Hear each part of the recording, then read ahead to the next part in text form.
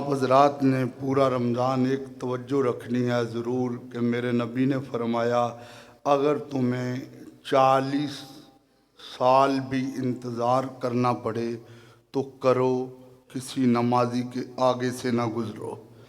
آپ نے دیکھنا ہے نماز عصر ہوگی، نماز مغرب ہوگی، باہر بھی لوگ ہوں گے، پچھلی صف میں بھی لوگ کھڑے ہوں گے، تو ہم جلدی جلدی میں جا رہے ہوں گے، کتنی دیر انہیں لگ جائے گی؟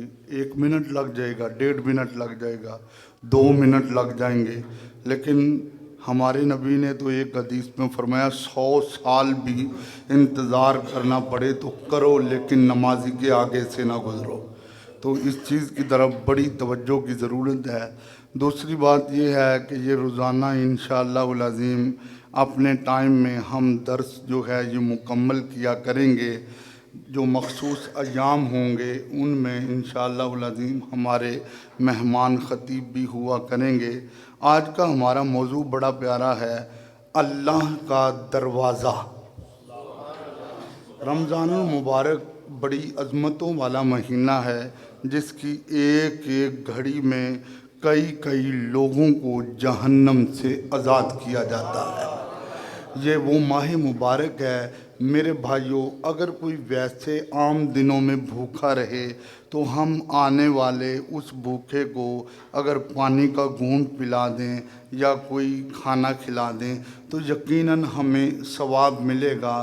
لیکن رمضان کی شان یہ ہے، اگر کسی نے سحری کی ہے اور افطاری کے وقت آپ کو مل گیا اور آپ نے اسے پانی کا گھونٹ پلا دیا اور آپ کے پانی کے گھونٹ سے اس نے روزہ افطار کر لیا تو جتنا روزہ دار کو اس کے روزے کا ثواب ملے گا، اتنا پانی کے گھونٹ پلانے والے کو بھی اللہ ثواب عطا فرمائے گا۔ تو اللہ کا دروازہ یہ یاد رکھیں، ایک آدمی بیمار ہوتا ہے تو اسے ایک طبیب کی ضرورت ہوتی ہے، پھر وہ طبیب کے پاس جاتا ہے، طبیب اسے ایک نسخہ دیتا ہے، پھر وہ اس نسخے کو استعمال کرتا ہے۔ جو گناہوں کے مریض ہیں ان کے لیے اللہ نے ایک طبیب بھیجے ہیں جن کو ہمارے آقا صلی اللہ علیہ وآلہ وسلم کے نام سے تعبیر کیا جاتا ہے۔ میرے بھائیوں، یہ وہ دارالشفا ہے جہاں صدیق آئے، ابو بکر آئے تو صدیق اکبر بنے، عمر آئے تو فاروق اعظم بنے، عثمان آئے تو ذوالنورین بنے، اور علی پاک آئے تو حیدر کرار رضی اللہ عنہم اجمعین بن گئے۔ یہ وہ دروازہ ہے جس کے بارے میں اللہ نے فرمایا وَلَوْ أَنَّهُمْ إِذ ظَّلَمُوا أَنفُسَهُمْ جَاءُوكَ فَاسْتَغْفَرُوا اللَّهَ۔ جب تم اپنی جانوں پہ ظلم کر لو تو پھر میرے نبی کے دربار میں آ جاؤ، پھر میرے نبی کی بارگاہ میں آ جاؤ، وہاں آ کر مجھ سے معافی مانگو۔ اللہ تو ہر جگہ سنتا ہے، نحن اقرب الیہ من حبل الورید، اللہ تو شہ رگ سے بھی زیادہ قریب ہے۔ اللہ ہر جگہ سننے والا ہے، لیکن فرما رہا ہے میرے نبی کی بارگاہ میں آ جاؤ۔ خدا کا دروازہ کیا ہے؟ میرے نبی کو راضی کر لو، اللہ خود بخود راضی ہو جائے گا۔ فرمایا تم آؤ میرے نبی کی بارگاہ میں، فاستغفر اللہ، وہاں آ کر مجھ سے معافی مانگو۔ اللہ فرما رہا ہے واستغفر لہم الرسول، میرا نبی تمہاری سفارش کر دے تو لوجد اللہ توابا رحیما، پھر تم اللہ رب العزت کو توبہ قبول کرنے والا مہربان پاؤ گے۔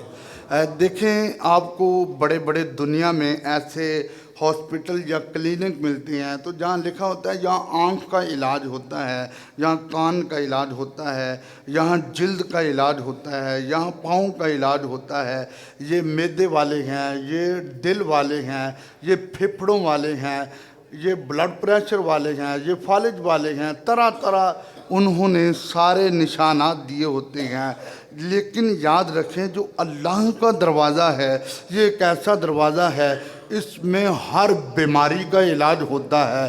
کوئی گناہوں کے سمندر میں غوطہ لگا کے آتا ہے تو پھر نبی پاک صلی اللہ علیہ وآلہ وسلم کی اس رحمت والے سمندر میں اپنے آپ کو ڈبو دیتا ہے تو اللہ اس کی ساری بیماریوں کو دور فرماتا ہے۔ ایک جگہ فرمایا گیا جاؤ کا محبوب تیرے پاس آ جائیں. یاد رکھیں کوئی مدینہ شریف نہیں پہنچ سکتا تو وہ اپنے قلب کو مدینہ بنا لے. علماء نے اس کی تفسیر میں لکھا، انہوں نے کہا حضور سے اپنا قلبی تعلق قائم کر لے. حضرت معاذ آئے حضور کی بارگاہ میں تو کہا یا رسول اللہ صلی اللہ علیہ وسلم طہرنی، آقا ذرا میرے دل پہ نظر ڈالیں، میرے دل کو پاکیزہ کر دیں. یہ وہ اللہ کا دروازہ ہے کہ نبی پاک صلی اللہ علیہ وآلہ وسلم نے جس کو تیار کر کے جس علاقے میں بھیجا گیا تو اس علاقے کی زبان اس بھیجنے والے کی زبان پہ خود آ رہی ہے. مطلب وہ کسی بولی میں جا کر بات کر رہی ہیں تو وہ زبان جو ہے وہ اس کے الفاظ کی ادائیگی میں شروع ہو رہی ہے. بڑی توجہ طلب بات ہے. نبی کریم صلی اللہ علیہ وآلہ وسلم پہ یہ جو قرآن نازل ہوا، یہ جو آیہ کریمہ ہے، یہ حضور کی ظاہری زندگی تک نہیں، یہ قیامت تک حکم ہے. بلکہ عاشق لوگ کہتے ہیں قیامت کے بعد یعنی قیامت والے دن بھی کام ہمارے نبی نے ہی آنا ہے.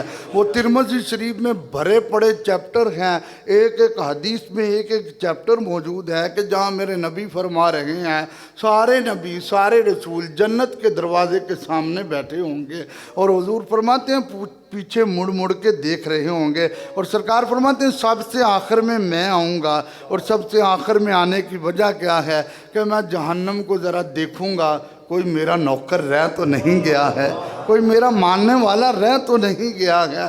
پھر سرکار فرماتے ہیں جب میں سب سے آخر میں آؤں گا تو پھر انا قائد المرسلین، میں رسولوں کا قائد ہوں گا. انا سید المرسلین، میں رسولوں کا سردار ہوں گا. اللہ کے نبی فرماتے ہیں انا قائدہم اذا وفدوا، لائنیں بن جائیں گی، لائنوں کے آگے سربراہ محمد مصطفیٰ ہوں گے صلی اللہ علیہ وآلہ وسلم.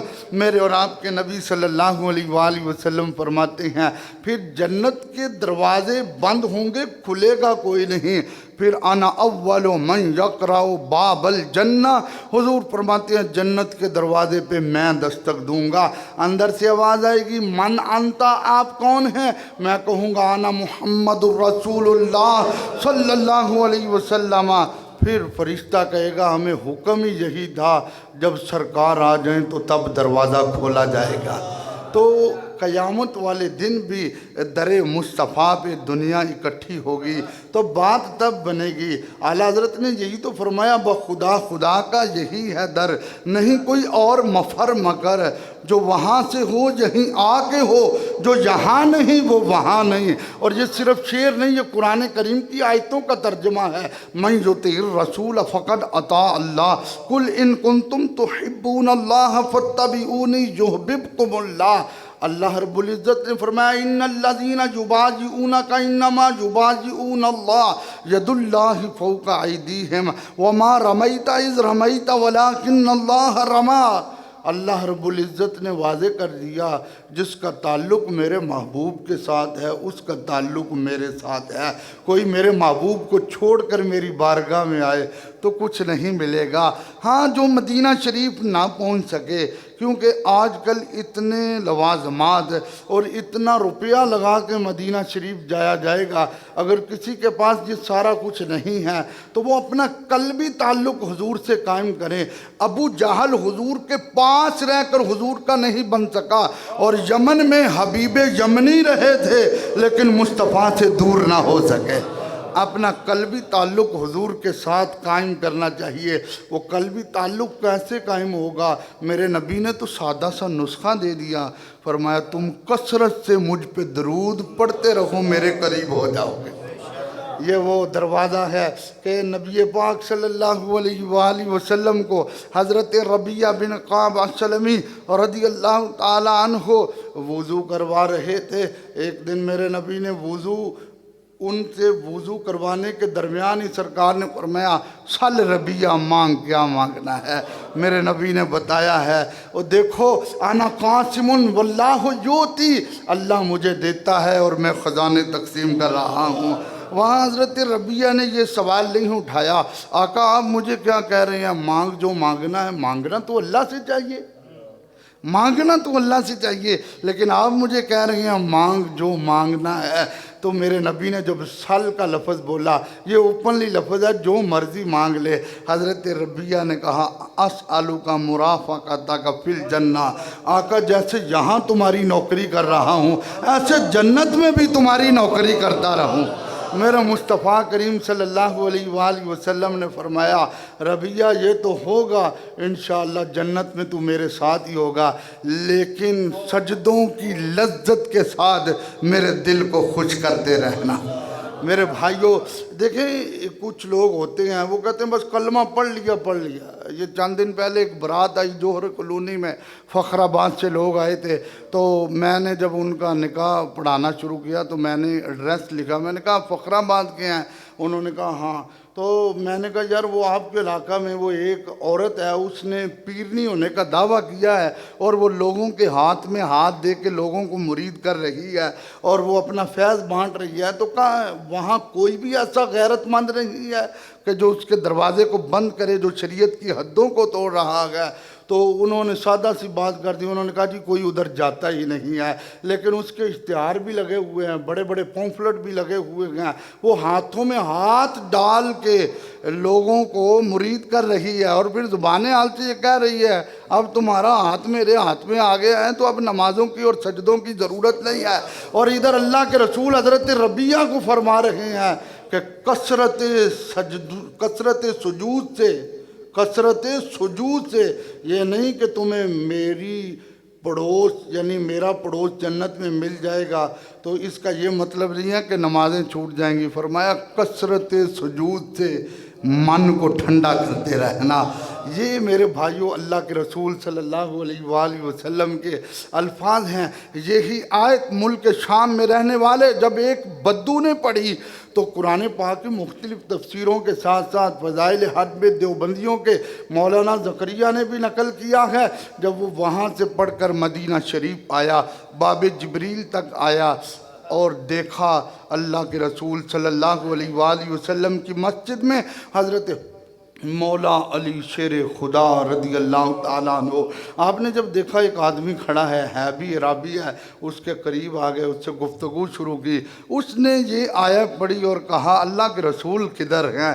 حضرت مولا علی نے وہاں یہ وضاحت نہیں کی کہ سرکار کا وصال ہو گیا ہے، قرآن مجید کی مختلف تفاسیر میں اسی طرح موجود ہے، آپ نے اس کا بازو پکڑا اور دربار رسول پہ کھڑا کر دیا، آپ نے اس کا بازو پکڑا اور حضور کے قدمین شریفین کی جانب کھڑا کیا، اور جب حضور کے قدمین شریفین کی جانب کھڑا کیا تو اس نے یہ آیت کریمہ تلاوت کی وَلَوْ أَنَّهُمْ إِذْ ظَلَمُوا أَنفُسَهُمْ جَاءُوكَ فَاسْتَغْفَرُوا اللَّهَ وَاسْتَغْفَرَ لَهُمُ الرَّسُولُ لَوَجَدُوا اللَّهَ تَوَّابًا رَحِيمًا۔ اے اللہ کے نبی میں تو آپ کے پاس آ گیا ہوں لیکن آپ سے ملاقات نہیں ہوئی ہے۔ ہاں دیوبندی حضرات نے اپنی کتابوں میں لکھا ہے غفر اللہ لکا، میرے نبی کی قبر سے آواز آئی جا اللہ نے تیرے سارے گناہ معاف کر دیے ہیں۔ میرے کریم سے گر قطرہ کسی نے مانگا دریا بہا دیے ہیں، در بے بہا دیے ہیں۔ آج بھی اس دور میں اگر ہم حضور کا طریقہ چھوڑ دیں گے تو پلے کچھ نہیں پڑے گا، سب کچھ ملے گا تو سرکار کے طریقے سے۔ اس کے سادے سے الفاظ یہ ہیں فجر کے ابھی ہم نے کتنے فرض پڑھے ہیں؟ یہ میرے نبی نے 2 پڑھے ہیں اور 2 دیے ہیں۔ اگر کوئی آدمی کہے میں نے تو 3 پڑھنے ہیں تو اس کے نہیں ہوں گے، اس لیے کہ میرے نبی کے طریقے سے ہٹ گیا ہے، میرے آقا کے طریقے سے ہٹ گیا ہے۔ اللہ کے رسول صلی اللہ علیہ وآلہ وسلم نے 2 ہی پڑھے ہیں، تو آج بھی بارگاہ مصطفیٰ میں جس کا قلبی تعلق ہو جاتا ہے پھر وہ چاہے رہتا جدھر بھی ہو وہ حضور سے دور نہیں ہے۔ کہ حضرت اویس کرنی نے حضرت فاروق اعظم اور حضرت مولا علی سے کہا تھا بتاؤ حضور کے ابرو ملے ہوئے ہیں یا جدا جدا ہیں؟ تو ان دونوں نے جب خاموشی اختیار کی، حالانکہ میں اکثر یہ کہتا ہوں کروڑوں ویسے کرنی بھی ہوں تو حضرت فاروق اعظم اور حضرت مولا علی کے قدموں کی خاک کا مقابلہ بھی نہیں، اس لیے کہ یہ صحابی ہیں اور وہ تابعی ہیں۔ لیکن حضرت ویسے کرنی نے بتایا حضور سے دور رہ کر بھی بندہ دور نہیں رہتا، بندہ قریب ہی رہتا ہے جب تعلق حضور کے ساتھ مل جاتا ہے۔ کہا سنو، جب حضور دور ہوتے ہیں تو یہ ابرو جڑے جڑے لگتے ہیں، اور جب قریب آتے ہیں تو یہ جدا جدا ہوتے ہیں۔ اللہ پاک ہم سب کو عمل کی توفیق عطا فرمائے۔ ٹائم ہمارا مکمل ہونے جا رہا ہے، ایک مسئلہ عرض کر دوں، کوشش کروں گا روزانہ ایک موجودہ حالات کے مطابق ایک مسئلہ بھی عرض کرتا رہوں۔ مسئلہ یہ ہے، اگر کسی کو حالت روزہ میں احتلام ہو جائے تو لوگ پوچھتے ہیں کہ جی روزہ ٹوٹ تو نہیں جاتا؟ تو یاد رکھیں، اگر کسی نے روزہ رکھا ہوا ہے، دوپہر کو وہ سویا ہے، اس کو احتلام ہو گیا ہے، تو اس سے روزے میں کوئی فرق نہیں پڑتا ہے، روزہ اس کا صحیح رہتا ہے۔ ہاں وہ کیا کرے گا؟ وہ وضو کرے گا، وضو میں جب کلی کرے گا تو غرغرے سے پرہیز کرے گا، جب ناک میں پانی ڈالے گا تو روزہ دار ہے تو پانی اوپر چڑھانے سے پرہیز کرے گا۔ پھر وہ کیا کرے گا؟ وہ اپنے پورے جسم کو اچھی طرح دھوئے گا، پانی ڈالے گا، اور جیسے افطاری ہوگی تو وہ غرغرہ بھی کر لے، ناک میں پانی بھی چڑھا لے، تو اس کا غسل بھی ہو جائے گا، اس کا روزہ بھی قائم رہے گا۔ اللہ پاک ہم سب کو عمل کی توفیق عطا فرمائے۔ لا